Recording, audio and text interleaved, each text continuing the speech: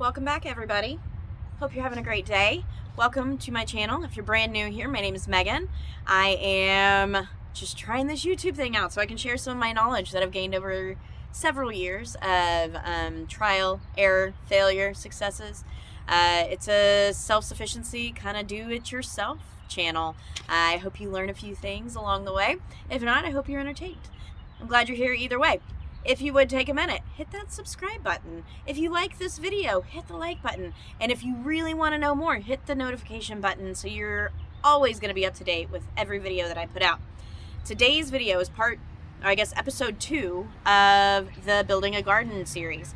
This is my first series. It's one thing that I think I feel the most comfortable with, so that's why I started with it. So hopefully you learned some things today. The things that you will need are, go ahead and get some notebook paper. Get a pen, pencil, whatever you choose, because you may want to write some of this stuff down. I'm going to go through a lot of things today. And then what we're going to get to do is apply all of that knowledge, and you will plant your garden right alongside me. You will be in the dirt before you know it. So, number 1, why do you want to garden? What is your goal? Is it Corona? Did you decide that you were sick and tired of not being able to get the fruits and vegetables that you wanted, so you're going to grow your own? Was it a little scary that you couldn't find what you wanted? It was for me. Let's see, is it a hobby? Is that something that maybe you just kind of wanted to pick up in your spare time? Are you working from home now? Do you have a little extra time? Therapy gardens are a thing. You can go out into your garden, get your feet and your hands in that soil, and really get some healing and some time to yourself. I think so much whenever I'm in my garden. I just get to process all sorts of thoughts. Is it for your health? Do you want to grow healthier food for your family or yourself? Totally doable. You are in control of every step of the process whenever you do it that way. Highly recommended for the health benefits. If you just want to do something new, this is a great thing to do. It is really simple once you get some of the basic steps down. And we'll go over some of those today. So, step 1, what is your goal? Step 2, what kind of garden do you want?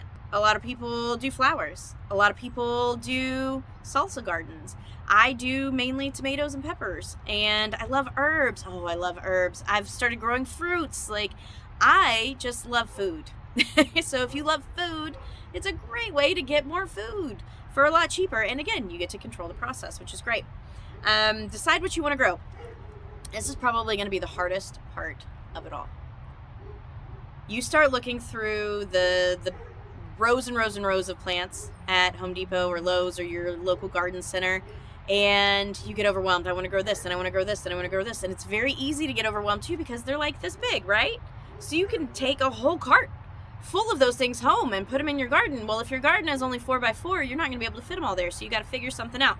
So decide what you want to grow ahead of time. My best advice is pick something that you love to eat. I love tomatoes and peppers, so I grow tomatoes and peppers. I love fruits of all kinds, so I grow raspberries, I have blueberries, I have a lime tree, I have an avocado tree. I love squash, so I grow squash. I love food. We've already gone over this. But if you love bell peppers, grow bell peppers. Don't grow squash if you don't like squash. If you don't like zucchini, don't grow zucchini. If you love zucchini, grow it. It's one of the easier things you can grow too. So, decide what you want to grow. What kind of garden do you want? Next, you need to determine where your garden is going to be. For me, I have 2 beds that are full sun. I'm sitting in between them right now. I have one garden that is partial sun. And so that one's really, really good for my leafy green vegetables, like my kale. That's why I grew kale last year. I'm going to be planting some root vegetables in there because it is a raised garden bed. I will be doing some squashes back there and whatever else I can really fit in there. I love the leafy green vegetables though, and having a raised garden bed for that is a really good thing too. So, what kind of space do you have for what you want to grow? If you have full shade, you may need to rethink wanting to grow the bell peppers because those need full sun. So just do a little bit of research. These are the questions you need to be asking yourself. What zone are you in? That's kind of like a bonus. That's like a number 3 part be. What zone are you in? Because that's going to determine what your growing season is. So your growing season is determined by what zone you're in. If you're up north, your growing season for a lot of plants is going to be a little bit shorter. However, there are some plants that are going to thrive up north in whatever zone you're in. You can do a quick little Google search, say, what zone am I in? And then it'll say, pop in your zip code, and it'll tell you exactly what you're in. I'm in an 8. So we have the advantage of having almost 2 springs and a full summer. So it's kind of cool. We get a very long growing season here. So I get the advantage of being able to grow some of the bigger squashes and some of the like corns and okras and all of that stuff that needs a little bit more time. Step 5 is choose whether you're going to do seeds or transplants. If you're brand new to this, I highly encourage buying the biggest plant that you can afford. You will have better success. For me, I like cheap. I do a lot of seed planting. I also am fascinated by taking a seed, growing it, and then creating pounds and pounds and pounds of food. I'm enamored by that. That's something that I enjoy. So I grow from seed now. I figured that out. First, I started with transplants. Much easier that way. If you can go to your garden center and get transplants, get the biggest, healthiest one that you can afford and put that in, and you will be successful. You are setting yourself up for success, at least in that way. And then 6, how much time do you have for your garden? I know that seems like a weird question, but if you are going to be planting fruits and vegetables, you're going to need to water at least once a day during the spring and fall. And then if you're in my zone, twice a day in that very, very hot summer. It gets very, very hot here. How much time do you have? That's really something only you can answer. For me, I choose more of a permaculture route. I like the less maintenance, the less time I have to spend watering, and I love reaping the benefits though. I want to spend as little time possible in the sowing and the maintaining, and as much time possible as the harvesting and eating. That's my personal preference. You may love going out with your little bitty snips and pruning off each little leaf and just picking out each little weed, and that's your thing, and that's totally fine. If that's what you want, just make sure that you are planting the garden that you are prepared to take care of. The best way to find out how to take care of these plants too, figure out what you want to grow. Pick up a seed packet, Google how to take care of a tomato plant, or what are the requirements to taking care of a pepper plant. They are all going to differ, so make sure that you get a garden that is going to suit you. That's one of probably the bigger things that I almost got discouraged with. Was I planted a whole bunch of things that, 1, I wasn't going to eat, and 2, were too hard for me to maintain. I'm a mom with a full-time job, and I have kids, and I have a husband, and I have all these other obligations that I needed something that was easy, and I got overwhelmed, and the weeds took over, and then I felt like a failure. And luckily though, I listened to some people on YouTube that just said, keep doing it again, keep trying again. Just don't give up. That's the biggest thing. If you don't get exact results that you were looking for, don't give up. Just keep trying. The more you practice this, the better it'll get.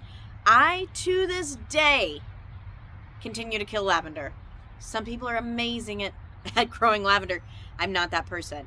Someday, I will successfully grow it. Am I going to stop growing it because I keep failing at it? Absolutely not. I'm going to keep doing it because I love lavender. It's probably one of my favorite things in this world, plant-wise, is lavender. All right, quickly moving on. So this isn't a ridiculously long video, and I know you guys got things to do. Let's talk about methods of growing. There is container, there's raised bed, there is you can dig a hole in the ground and throw a plant in it. Decide what you want to do. That kind of goes along with what type of garden do you want. This is one of those things, like, is it a container garden or is it a raised bed garden? Because the requirements for those will be a little different. If you guys have questions about anything that I've talked about so far, put it down below. Now then, there's a couple of different methods to go alongside the container garden, the raised bed garden, and the hole in the ground, which I'm a fan of the hole in the ground. Dig a hole, throw some seeds in, do it. That's awesome. There is square foot gardening, there is spin farming, there is reading the back of the seed packet and following those directions, looking at the plant start, looking at those directions, Googling what requirements do I need for XYZ plant. There are a ton of resources out there for that, so I'm not going to go overboard into that. I will talk about the kind of gardening that I do. I like a permaculture style, which we've kind of already talked about, square foot garden, but I also do some spin farming mixed in, and that's small plot intensive. That's SPIN, small plot intensive farming. And what that is I just try to maximize the space that I have and grow as much food as I possibly can in the space that I have. I will make sure to pop in a picture of what square foot gardening is here.